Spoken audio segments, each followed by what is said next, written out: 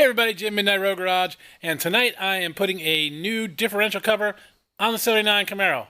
These directions are for replacing this cover or just servicing the rear end.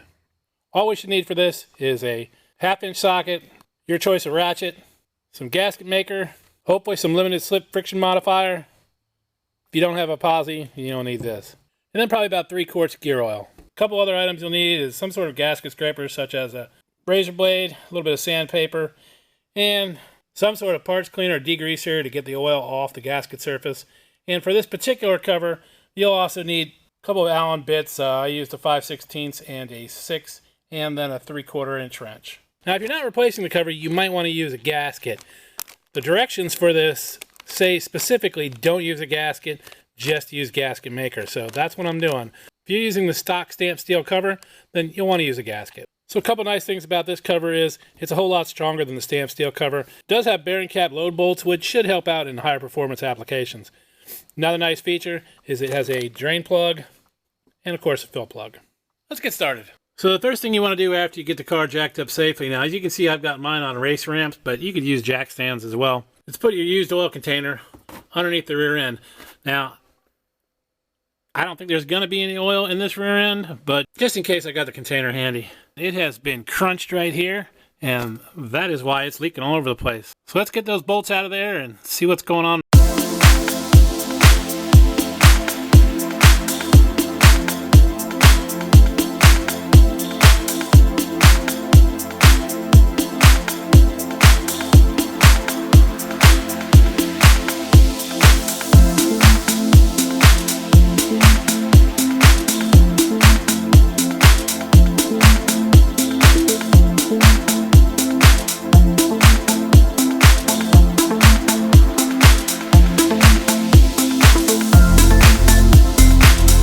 Take a look here, you can see this spring steel.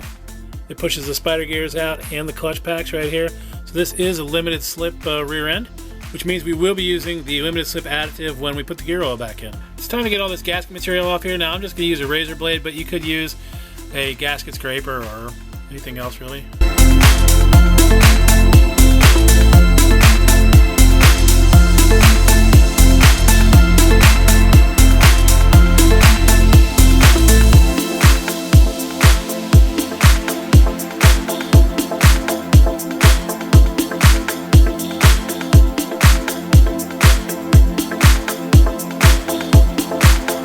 Once you cleaned off all the gasket material, be sure to wipe it down with some sort of degreaser.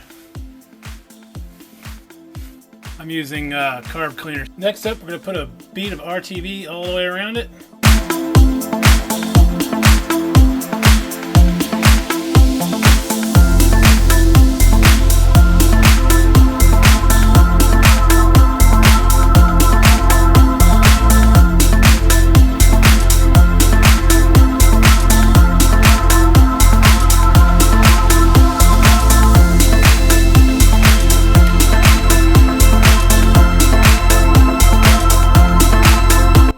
This cover, be sure you back this out all the way before you put the cover on.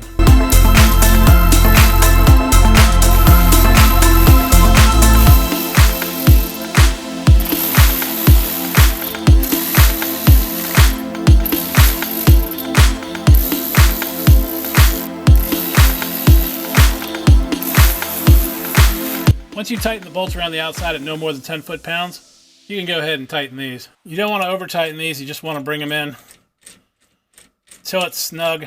No more than 10 foot-pounds. I'll come back later with the torque wrench and check that. And tighten the nut on both sides. Keep it from walking off on you. Now we need to fill it. We're just going to take this plug out. I don't mind telling you, this is probably the worst part of the job.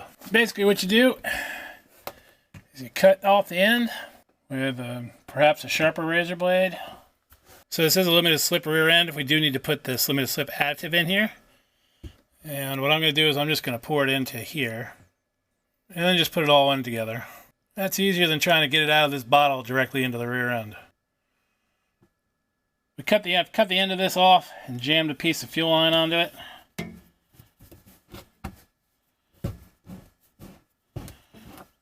Tighten that up. And we're just going to stick the fuel line into the rear end, and then just start squeezing the bottle. This will take a while.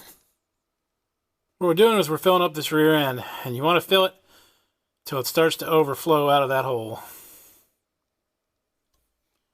And that's when you know it's full. There's the completed product. I think it looks great.